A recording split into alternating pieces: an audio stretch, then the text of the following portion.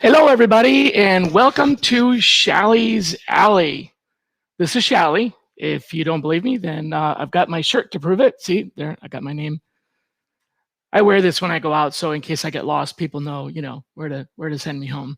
Anyway, just kidding. So, thanks for joining us today. The topic is episode 3 of the very popular Google Custom Search Engines series. What we'll be talking about today is how to add synonyms to your custom search engine.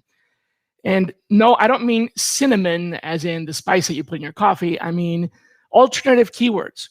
This is probably the second most powerful feature of a custom search engine, particularly when you use a custom search engine that searches the entire web. When you have a CSE that searches only a particular website, it's much more narrow and targeted. And in that case, you can use just basic keywords. Once you start adding a number of different websites and you have multiple websites, then labels start coming in handy because you can then tag together multiple websites to search, like all of your competitors or all of your conferences. But no matter what, synonyms always apply. What's really important about synonyms with Google Custom Search Engines is that you can essentially define your own dictionary. That's right, you can define your own dictionary. So instead of having to type all these nested logical disjunctions with a bunch of ors and parentheses, all of that can be summarized with one word. And it doesn't even have to be a real word. It can be something you've completely made up that invokes all of the other words. In other words, what I'm trying to tell you is that you can basically build any list of words and stitch them together. Expressions, jargon, euphemisms, buzzwords, catchwords. You essentially build your own terminology. So what can you use this powerful feature for?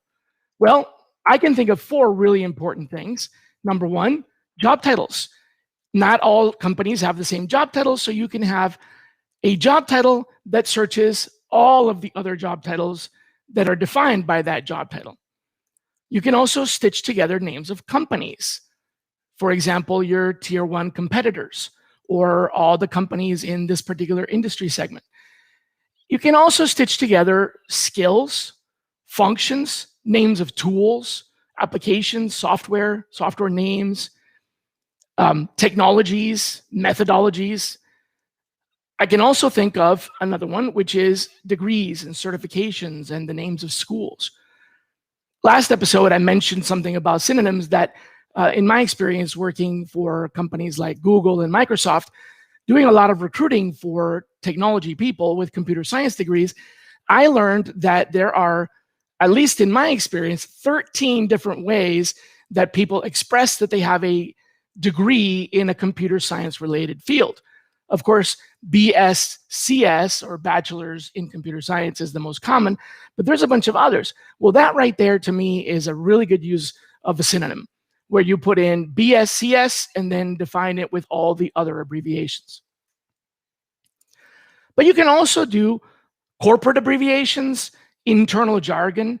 How about geography, city names, postcodes, area codes, names of towns or counties, names of schools or universities? First step in identifying synonyms to use is going to be understanding the keywords that your target audience uses, because that's what you're going to be using to search. So that's a topic for another course. We have an entire module on identifying keywords, but there's a couple of really easy ways to do it. One of them, of course, is the ever-present LinkedIn. If you find a candidate that you are interested in, look down at their skills and you'll see a list of skills that are essentially keywords. And one of those may probably identify the types of keywords that you want to use, and we can start from there. Next is, how do we build that list? Well, before I jump into that and get a little too technical with you right now, I want to start with just showing you where all of this is. You're going to go into your custom search engine. We'll jump back into our previously utilized search engine that we were building. And I'll show you where it is. Okay, it's a lot easier said than done. There we go. Okay, we're going to google.com/CSE, and we entered our search engine that we started working on last time, or the time before that, actually. Here we go. Shelly's basic LinkedIn demo search. And there we go. All right. As you might recall, the list is over here. When you drop this down, you'll see all of yours. Yes, I know I have a problem. I actually have an index of all these because it's quite a bit. And where we were, we had just started to add some sites here, and we started to add some refinements. So those all are search features. We have inside of the search features over here on the left-hand side, the refinements and the synonyms. Refinements we talked about already. Synonyms is the topic for today. Now, last time I used two examples, one for the names of cities, other names for Atlanta for people that might live here. They might recognize Roswell, Peachtree Corners, Peachtree City. I just kind of threw up a couple of here at random. So this is one utilization. And the other one is to invent a term that is only used by you. In this case, I used tax companies, and I put the names of the big tax firms in here. You don't have to use Boolean in synonyms. Simply a comma suffices to tell Google that you want to separate one word from another. So if we were to add another synonym here, let's say, for example, we talked about a couple of things that we can use synonyms for. Job titles, for example. Let's start with that. We just click add, and let's say that we want software engineers. So I'm going to do SDE for software development engineer.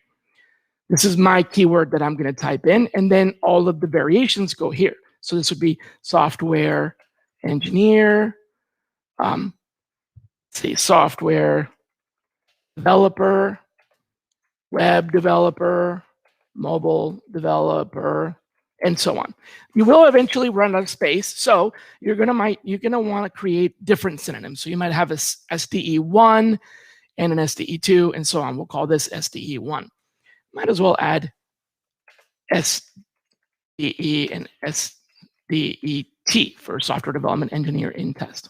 Okay, so we'll put SDE into our search engine here and test and see what happens. You can see it's already starting to find software engineer. That's probably going to be the biggest set of results because it's probably the most common. But it's pulling up nothing but software engineers. So we see that it worked. Then you can create SDE2. And this one could be for, let's see, programmer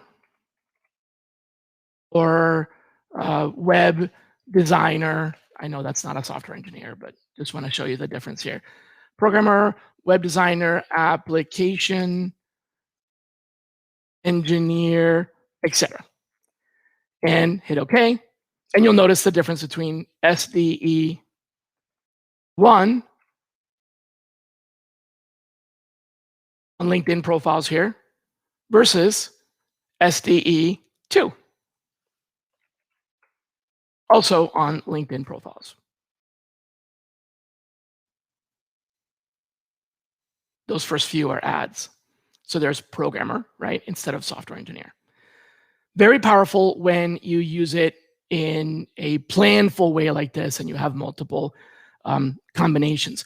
Personally, I find it better to create made-up words because what I've noticed is that when you have a word that is a naturally occurring word, that word itself is also thrown in the search, and it may not be something you want to find because it may be a word that is too common. Like Atlanta, probably not a good example, but what if you had Rochester? Well, there's 27 different Rochesters in the United States, and maybe you want to specify a particular one. So you might want to create region 1 or something like that, just so that you have control over what are the keywords that it expands. However, if that doesn't matter, for example, in the world of job titles, you might have STE actually included because, well, that's an actual job title. Let's see what else. Related company names, we've already done that. Jargon, skill or function. Here's where we might start using something like, for example, LinkedIn. So we could go to our LinkedIn account and perhaps do a search for people that are in, let's see, let's find talent acquisition managers. We'll do a quick search for talent acquisition manager, just a basic search here. I'm typing, but it's not coming up on the screen. Give it a second here. Okie dokie. Well, if this doesn't work, we might have to go to my favorite tool. Okay, yep, it's crashing. Well, you can do it on LinkedIn. Just look up a profile, like I said, and then go to the bottom and you'll see skills. Or you can use my favorite tool of all time, which is Seekout. Big shout out to the Seekout peeps. With Seekout, you actually get a very cool tool that's called Insights that allows you to actually pull out the keywords that are in a particular profile or set of profiles. So I'll use my example here, tax manager, or actually talent acquisition manager, and hit enter. 28,000 candidates. That's a lot. I probably should have narrowed it down a little bit more, but I want to show you insights. Again, you can do this with LinkedIn, but here it's all sort of in one place. It's giving me intel on the location, companies, titles. This could be useful, but down here you also see an area called skills. So of course we have human resources, interviews, applicant tracking, onboarding. These are all keywords or jargon that you could use in your synonym engine for a particular set of skills or functions. So we'll call this TA manager, and then we'll say here the phrases would be talent acquisition manager, talent acquisition lead. Let's see what else we can do. Interviewing, onboarding, applicant tracking, and so on. So there's an example of functional related keywords. Putting it over to our test here, I'm going to click on the LinkedIn tab and see we have talent acquisition manager, operations, interviewing, etc. By the way, you can combine multiple keywords together in synonyms. So TA manager and Atlanta, for example, that would be Atlanta TA manager, and you would get results that combine an extension of both. Looks like it skipped. Nope, it did pull Atlanta. Okay. All right, moving right along. What else can we do here? Well, there are degrees, as I mentioned before, or universities. If you want to do a search for example, diversity purposes, you can use a list of HBCUs, the names of, up to maybe 7 or so HBCUs per term. And there's a few more than that. So you might add helps if you type it in the window, right? HBCU1, and then in here, add the first batch, and so on. Or you can also use the names of degrees, for example, as keywords. So that would give you, the search that I wanted to show you is the diversity search for people with disabilities. So this could be, let's see, diversity, let's call it diversity 1 or diversity, yep, there we go. And then here we could use the names of the schools. For example, Laudit, NTID, and so on. We covered this in a previous module, so go back and look at that. There's also a handout in the files section. By the way, if you're wondering where that files section is, let me help you with that. You can get those from the Facebook group that you find right there. Okay, So here I'm putting in the names of several schools for the hearing impaired. You could use diversity 2 would be for visually impaired, and so on. Okay? So that's how you use synonyms. This will all be in the notes, but as you can see here, we have a bunch of different examples for how to do it. One we did not talk about are area codes and postal codes. If you're going to use postal codes or zip codes, make sure that you're doing that for lead generation, because a lot of resumes these days just don't have postal codes. You might find some, but by and large, people just have their email address on their resumes and then maybe the name of the city. But for area codes, it works really well. Here in Atlanta, we have quite a few area codes. I think it might be up to like 11 or so, 770 and 678 and 404. So one thing I could add to my Atlanta search would be the area codes. Or I could just say, for example, Atlanta codes and add 770, 404, 678. I can't even remember all the other ones. Hit OK. And then when I use that in my search, I'll find those phone numbers, hopefully. One of the dangers with, not dangers, but one of the risks of area codes is that the number 770 may not be at the beginning of the number. So one of the things you might want to do to make sure that it's happening is to add the the second part of it, or you actually use the name of the state. Or you would do Atlanta, and then maybe something like GA to make sure that you're getting, I can't guarantee you, but at least you're more than likely going to be getting more 770s in the phone number as opposed to like an address or something like that. See, here's 404, 678, etc. So that'll help you a little bit with that if you're going to use area codes. So in the last little bit here, let's talk about where we can find synonyms. Now, I mentioned Seek Out or LinkedIn, but you should also pretend to be a candidate. And as a candidate, as a job seeker, you can go to a couple of different places. I would pretty much just start with Google. And let's say that you are looking for candidates that are civil engineers. We would put in civil engineer jobs. And Google will come back to their, by putting in the word jobs, come back to their job search engine here, which will allow you to go directly to the job search engine.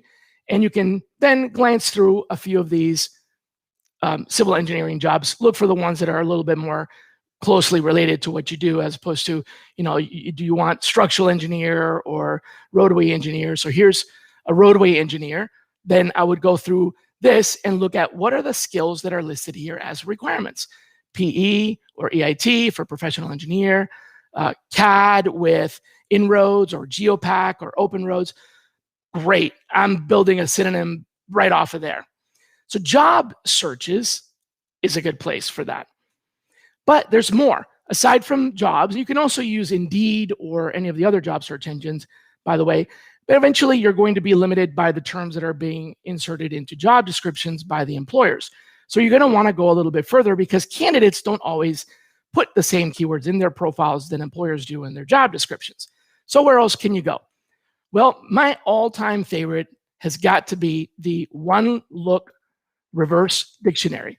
And if you just go to onelook.com, you can start typing here, but at the bottom, you see this reverse dictionary.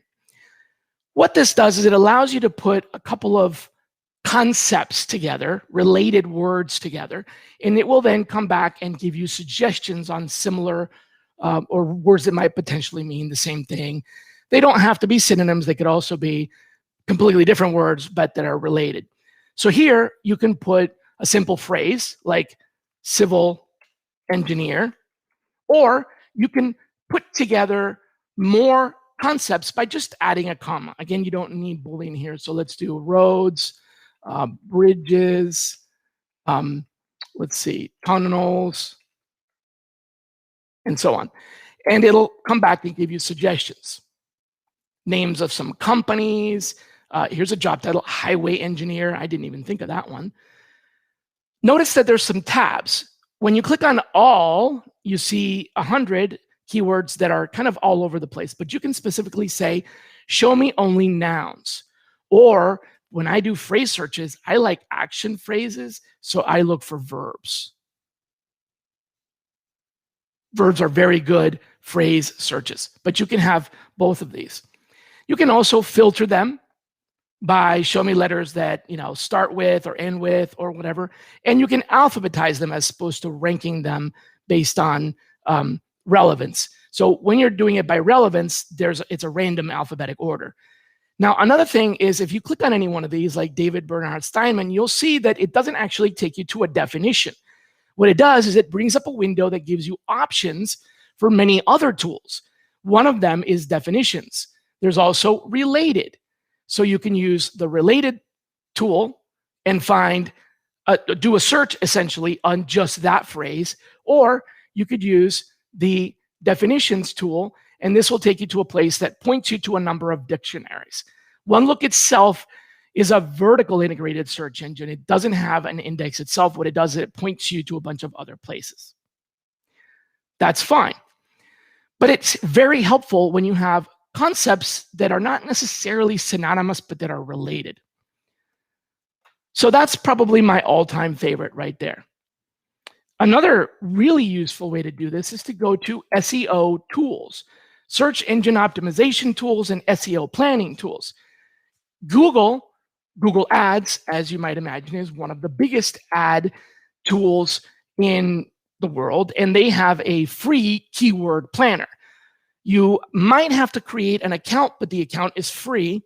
And I believe they used to, I don't know if they do anymore, but they used to ask for a credit card in order to create your account so that it prevents people from kind of spamming the system or whatever. However, they do not purchase anything. They do not charge your card or anything. I remember setting it up a long time ago and it just verified my ID. I have never been charged. So you do have to register, but it's a very powerful keyword planner because what you can do is you can give it a list of websites and say, hey, here's a bunch of websites like competitors, for example. Or you can give it a list of words and then it will tell you, based on these search terms, these are other search terms that people use when they're searching. So put in civil engineer jobs and see what all the other keywords are that people who search for jobs for civil engineering also search for.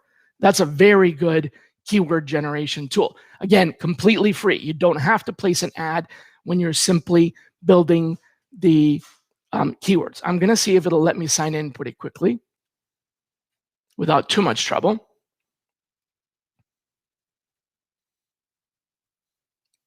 Yeah, it looks like it's going to let me in, but it is a little slow. We'll let that populate for a minute. Oh, wow, actually, just as I said that, there we go. So here you can discover keywords. You can add some websites. Sorry, I haven't been here in a while, so it's saying if I want to go through the guide again, which I do not. So let's go ahead and discover some keywords. Well, I don't want shoes, but maybe I want civil engineer.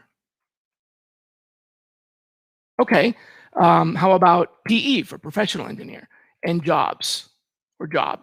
Okay, let's see what Google suggests. Remember, I'm not paying for this, even though I am registered with my Gmail account. It's not charging me. This is simply a tool. Here's some keyword ideas. Some of these are going to be a little bit too obvious, like Indeed jobs. Yeah, I'm not going to be using that.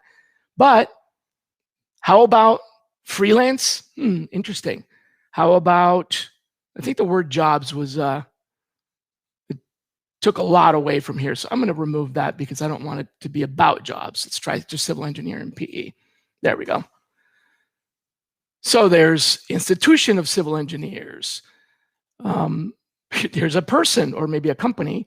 There's civil environmental engineering, civil engineering drawing, etc. So you can see how it starts to bring suggestions. Pay attention to the average monthly searches, which is the volume of searches, not so much the competition, because this is competition for the keyword, which affects the price that you pay if you were to buy an ad. What you're interested in is the volume of searches, not how much it's going to cost to buy an ad. So when you see something like 100,000, that's a pretty popular keyword versus 100, not such a popular phrase. Okay, so here's Google SEO. By the way, Microsoft also has a keyword planning tool. Another similar tool that is SEO related is a website called Wordtracker.com. Now, this is not specifically designed for SEO. Specifically, it is, well, it's not just for SEO. It's also for competitive research and market research, etc. So here, again, you put in a keyword similar to what we did in OneLook, and then it'll come back and give you some suggestions. So let's see if we can put something in here like bridge engineer or something like that and see what we get back. Never done this one before, so not sure what to expect. Okay, it's giving me some names. Looks like some of these are names, some of them are companies. And that's about all you're going to get for free. If you register, you get a little bit more. You get 10 free searches.